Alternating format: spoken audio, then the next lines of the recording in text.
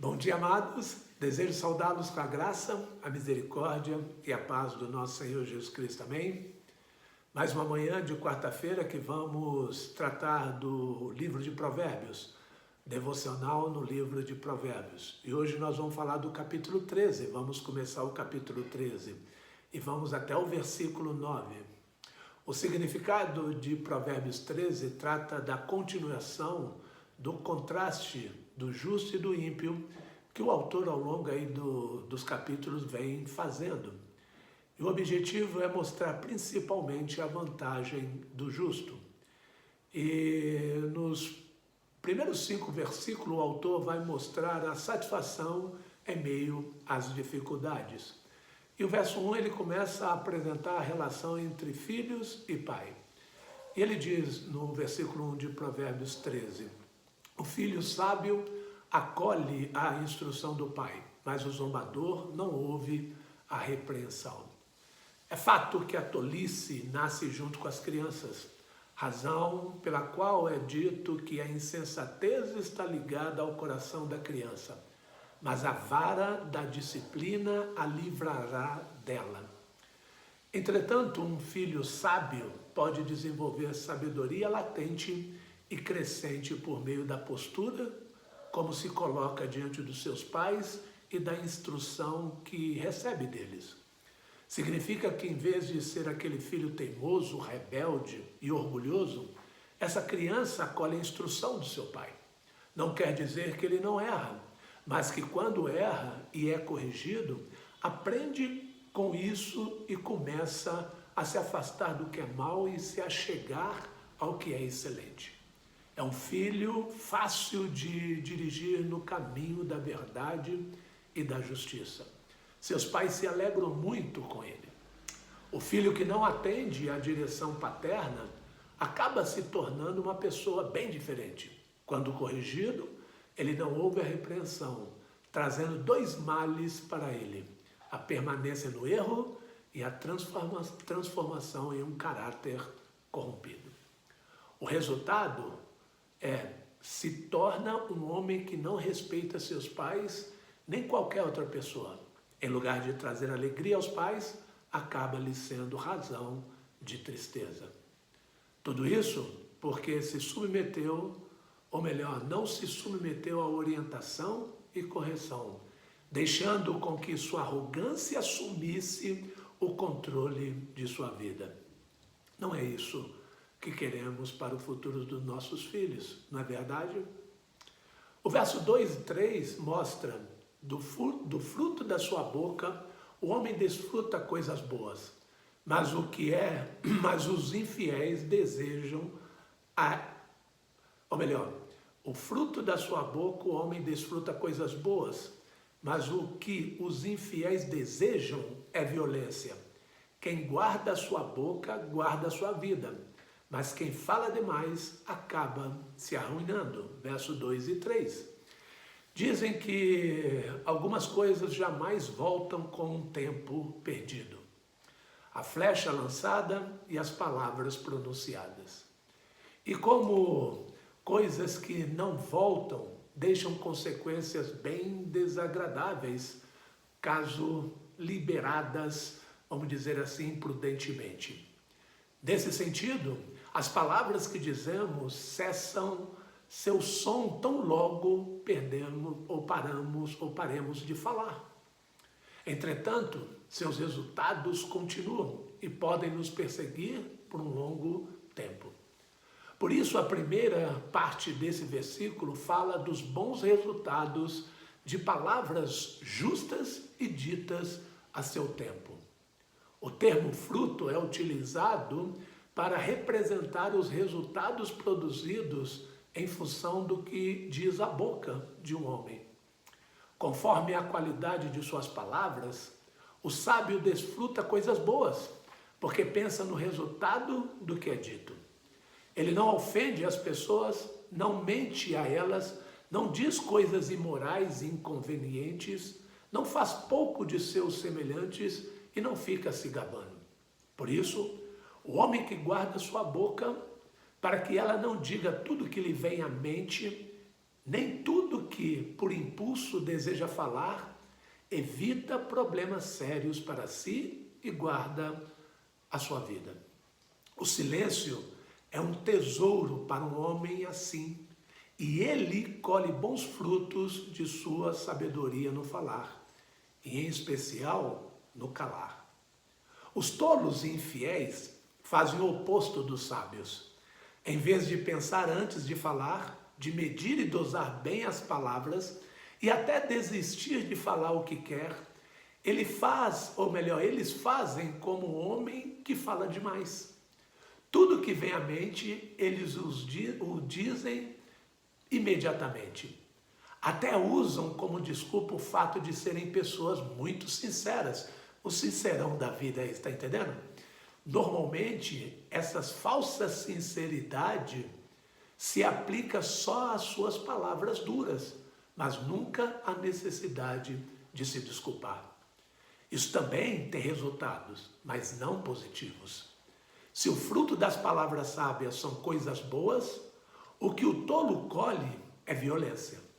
O resultado é que esse falastrão acaba se arruinando por causa da sua boca sem freios. Portanto, sempre que você quiser dizer algo, especialmente por impulso em momentos adversos, pense no que as palavras irão produzir nas outras pessoas e principalmente no que irão fazer a você como resultado do que você disse.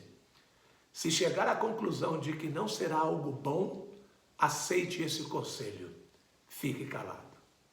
O verso 4 de Provérbio diz: o preguiçoso deseja e nada consegue, mas os desejos do diligente são amplamente satisfeitos. Esse tema da preguiça volta novamente à pena do rei Salomão. Sua insistência no assunto demonstra tanto a frequência com que esse mal acomete as pessoas, como a gravidade do que produz em suas vidas. Assim ele diz que o preguiçoso tem metas boas para si, tanto no presente como no futuro. Ele sabe avaliar o que é bom e deseja para si o melhor. Entretanto, apesar de almejar o bem por causa da sua preguiça, ele não luta pelo que deseja. Sempre protela suas responsabilidades, achando que depois dará tempo para fazer o que devia realizar agora. Ele desenvolve um otimismo bobo e vazio, no qual grandes conquistas podem ser obtidas sem esforço. Como esse pensamento é um grande engano. No final de tudo aquilo que desejou, ele nada consegue. Normalmente, ele não atribui o fracasso à sua preguiça, mas ao azar, à incompreensão alheia e à falta de oportunidades. Os homens esforçados e sábios, aqui chamados de diligentes, de modo responsável, se preparam para aquilo que eles almejam. É uma dura jornada que envolve esforço, paciência, perseverança e determinação. Contudo, ao trilhar esse caminho, renunciando os desejos imediatos e tratando o esforço como um investimento futuro, seus desejos e seus projetos de vida são amplamente satisfeitos. Isso vale para qualquer meta que tracemos em nossas vidas e que só pode ser obtida por meio da excelência, do esforço. O que você deve perguntar é: até onde você quer chegar? Dedica-se, esforço, e não seja preguiçoso. O verso 5 diz: os justos odeiam o que é falso, mas os ímpios trazem vergonha e desgraça. Algo que não é muito divertido é ver a falsidade tomar lugar na vida real. O que aqui é traduzido como falso quer dizer em hebraico coisa falsa. É difícil definir se o tema aqui é a língua ou a atitude. A língua ou a atitude do homem falso. O que devemos observar é como a falsidade surge entre as pessoas. Ela faz com que o homem falso simule atitudes que não correspondem à verdade e transmite ideias mentirosas por meio de palavras. Como é dito aqui, que tais pessoas que usam falsidade como uma ferramenta trazem vergonha e desgraça. Entende-se que o que Salomão tem em mente é o resultado da mentira dos ímpios sobre a vida das pessoas ao redor. Trata-se de falsos testemunhos que são proferidos com a intenção de destruir e desacreditar pessoas que não merecem ser tratadas assim. Por outro lado, o justo ou os justos mantêm um procedimento totalmente contrário. Como eles odeiam o que é falso, seja a palavra falsa ou a atitude mentirosa, eles a rejeitam e jamais lançam mão deles, mesmo que a verdade lhes traga algum custo. Eles sabem que o Senhor é verdadeiro, né? Eles sabem que o Senhor verdadeiro lhes está observando e que é juiz sobre toda a forma de mentira. Por isso, detestando a falsidade, eles são pessoas autênticas que falam o que é verdadeiro sobre os outros, em vez de contar mentiras, fazer fofocas e criar intrigas. Qual dos dois você gostaria de ter ao seu lado? O mentiroso ou o justo? E qual dos dois você quer ser nos seus relacionamentos? O verso 6 diz: a retidão protege um homem íntegro, mas a impiedade derruba o pecador. Quase todos os dias a televisão reporta ocorrências de criminosos que trocaram tiros com a polícia e acabaram feridos, na melhor das hipóteses, até mortos. Aí então chove gente acusando os policiais de força excessiva e até de execução, esquecendo-se que o bandido, se pudesse, teria matado todos os policiais que o perseguiram. De qualquer modo, havendo excesso de força ou não, algo é imutável. A escolha do bandido pela vida criminosa o colocou diante da troca de tiros com homens da lei. E ele não é uma vítima inocente ao ser abatido. Pensando nas consequências de atos ilegais e criminosos, Salomão encoraja seus leitores a buscar o caminho oposto ao do criminoso, a fim de encontrar um rumo também contrário ao triste fim de muitos bandidos. Ele diz que a prática da justiça pelos homens acaba por lhes garantir a vida. É óbvio que homens justos também morrem muitas vezes nas mãos de criminosos injustos. Entretanto, o assunto do texto são as consequências da justiça e da injustiça. Nesse sentido, o homem íntegro não costuma receber os infortúnios produzidos por uma vida arriscada e desonesta, pois a retidão o protege. Devemos lembrar que nos dias antigos muitos crimes eram punidos com a morte, razão pelo qual esse texto faz sentido à luz de tal realidade. Homens que matassem outros ou que traíssem os seus reis estavam diante de uma possibilidade quase certa de que acabariam mortos. A injustiça e a impiedade sempre foram causas da ruína do pecador.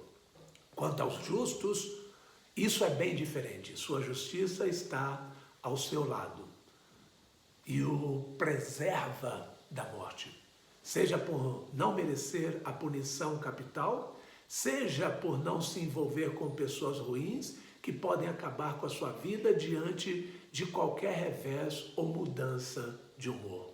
O homem justo não deve às autoridades e não anda perto dos maus, porque o custo da injustiça é normalmente bem maior do que os seus lucros.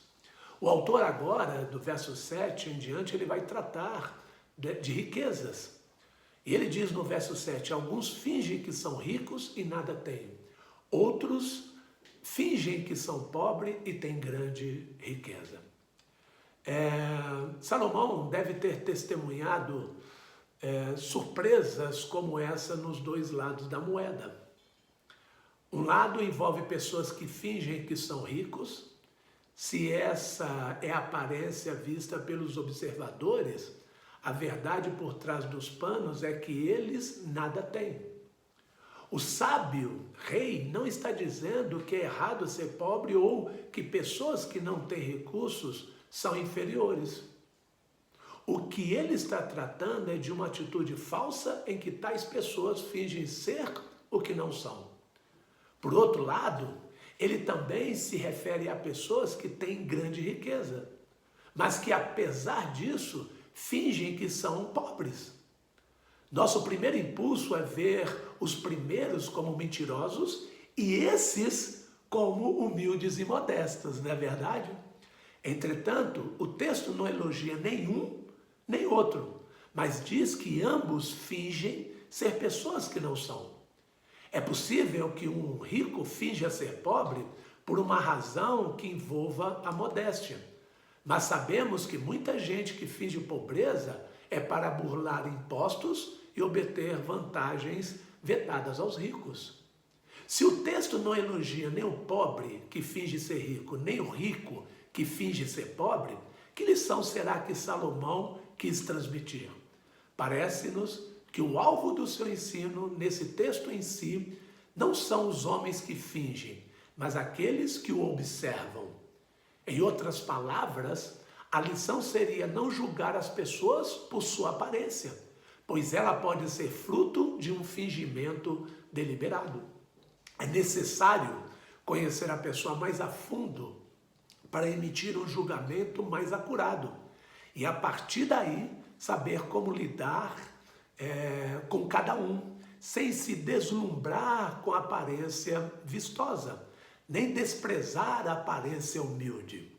O dito popular moderno também serve para nos lembrar dessa preciosa lição. Não se deve julgar um livro pela capa. O verso 8 diz: as riquezas de um homem servem de resgate para a sua vida, mas o pobre nunca recebe ameaça. Salomão sabe o que era ter riquezas e posses. Curiosamente, ao invés de dizer as coisas boas que os recursos financeiros podem adquirir, ele afirma que elas servem de resgate para a vida. O rico sempre vai ser ameaçado de um sequestro, sempre vai ser ameaçado por pessoas, ou homens maus querendo, por meios ilícitos e violentos, apoderar-se do seu dinheiro. Por isso, os ricos carregam consigo sempre a preocupação com a sua segurança e de suas famílias. Por outro lado, o pobre passa por muitas dificuldades em sua vida. Privações, necessidades e ansiedades são realidades ligadas à falta de dinheiro. Porém, algo é certo: os pobres não são alvos de bandidagem no mesmo nível que os ricos. Qualquer um corre perigo, principalmente em nossos dias. Mas quem não tem muitos bens, normalmente não recebem ameaças. Parece-nos que a lição que o sábio rei quer transmitir é o contentamento. É saber que, mesmo com privações financeiras, o pobre tem a compensação de viver de modo mais leve, sem ser alvo prioritário de criminosos. Assim o correto é, independente da nossa condição financeira, viver contente com o que Deus deu e, ao mesmo tempo, em completa dependência do Senhor para garantir nossa segurança e bem-estar. Afinal, Ele é sábio para nos dar o melhor. O verso 9 diz: a luz dos justos resplandece esplendidamente, mas a lâmpada dos ímpios apaga-se. Salomão lança a mão da metáfora da luz. Ao que parece, o rei sábio se refere a coisas como a vida e o futuro das pessoas, ou seja, o rumo que a história pessoal de cada um segue. Primeiro ele fala da vida dos justos, usando a metáfora da luz. Ele afirma que ela resplandece esplendidamente, ou seja, ela vai bem e atinge bons resultados. O justo planta decisões sábias na juventude e as colhe em sua vida adulta. Quanto aos ímpios, o resultado da sua história é que ela se apaga. o que quer dizer que os seus sonhos acabam frustrados. A paz que desejava não é obtida e os conflitos da juventude o acompanham. Seja com resultado do passado ou com uma atitude permanente que nunca chega a mudar. Se isso é realmente sábio, sábios também são aqueles que hoje começam a plantar o que querem colher amanhã. Que Deus nos abençoe e que essas verdades mostrando, o contraste entre os justos e os ímpios possam fazer com que possamos refletir nossas vidas de como estamos andando, como sábios ou como injustos. Que Deus nos abençoe. Tenha uma excelente semana no Senhor. Obrigado, Jesus, por essas verdades. Nos ajuda, através da Tua palavra, a viver vidas corretas, como característica do justo, e que as impiedades e as atitudes dos ímpios não sejam presentes em nossas vidas. E que nós possamos ajudar os nossos familiares, os nossos irmãos a andar uma vida correta, e buscando ensiná-los ao ensino e à disciplina que vem do Senhor. É o que nós oramos em nome de Jesus. Amém.